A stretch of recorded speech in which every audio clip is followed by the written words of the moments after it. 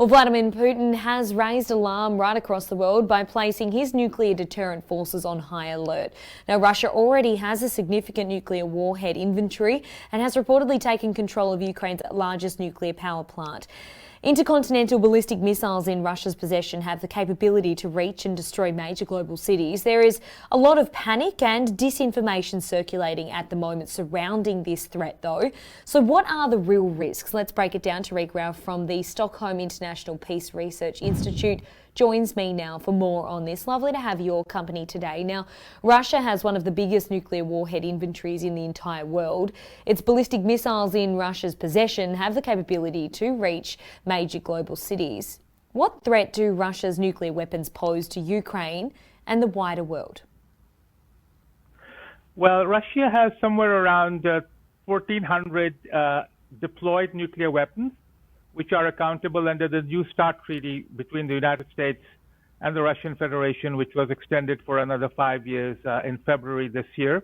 And they have somewhere around 650 launches. So these are all long-range launches designed to hit the United States. But we believe that Russia also has shorter and medium-range missiles, which could potentially hit targets in Ukraine and in other parts of Western Europe. And just a small correction, I'm no longer with the Stockholm Institute.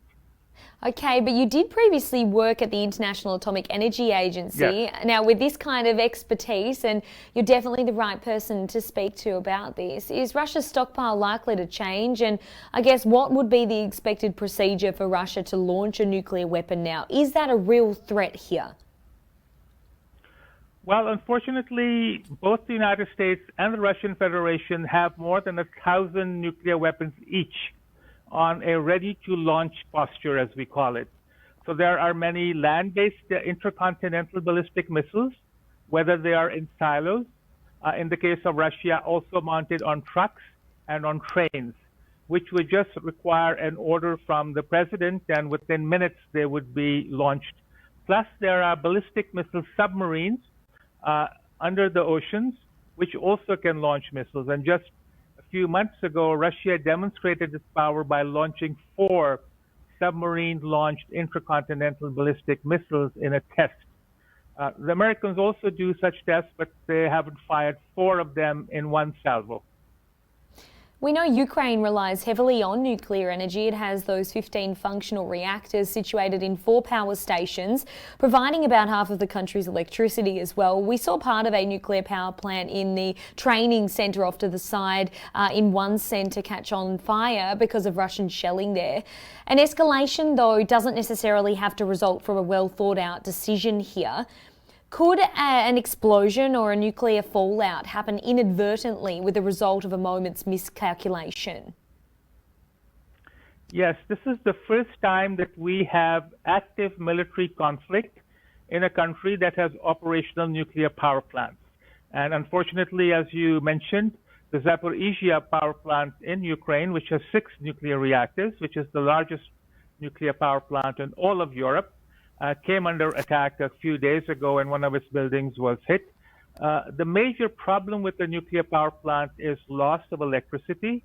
And if electricity is lost, with that we can lose the cooling of the reactor. And if the cooling is also lost, potentially we could have a meltdown of the nuclear fuel that happened at Chernobyl in 1986, or accumulation of gases as the water evaporates and the hot fuel is exposed. And there can be sort of hydrogen explosions that blow the roof off the reactor, as happened in Fukushima in 2011. So these reactors are designed to withstand a small attack by a small group of terrorists, for example, 5 or 6 or 10. But they're not designed to attack shelling by a established military force or a full-fledged military attack. Although fortunately, the Zaporizhzhia power plant in Ukraine underwent a safety analysis by the IAEA in January, and it got very high marks. And I was just looking at the safety report by the Zaporizhzhia power plant. They have 3 backup diesel generators for each of the 6 reactors, plus 2 extra ones. So they have what we call defense in depth for safety purposes. But this is more for natural events like earthquakes or a small attack and not really for a military attack. Okay, that's a really interesting point you make there. Now, we did see this shelling around that power plant, which then caused the fire there. But that is quite a risk that Russia is willing to take here, because if there was a nuclear fallout, that would be detrimental to not only Ukraine, but Russia as well. So that is obviously a very big risk that Russia is willing to take at the moment by shelling and invading over these nuclear power plants. Yes, the IAEA Director General, the Director General of the International Atomic Energy Agency, Rafael Grossi, has warned that one should not carry out military operations in the vicinity of nuclear reactors.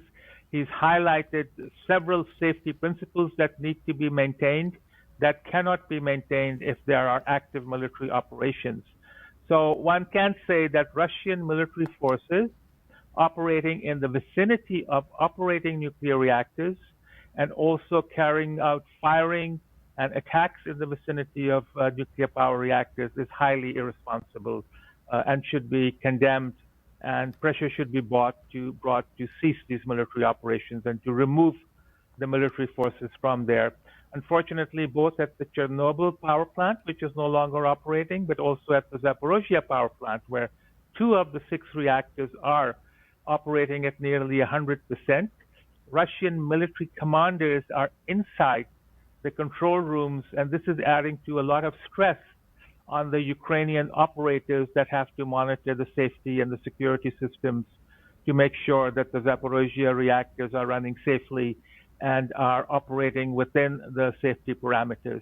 And it also means that they have a lack of food, they're unable to change their shifts and get the rest that they need. So it's really very stressful for them. Definitely, and it's playing definitely a big stress and a very big threat there as well. Tariq, thank you for your time today. You're most welcome. Thank you.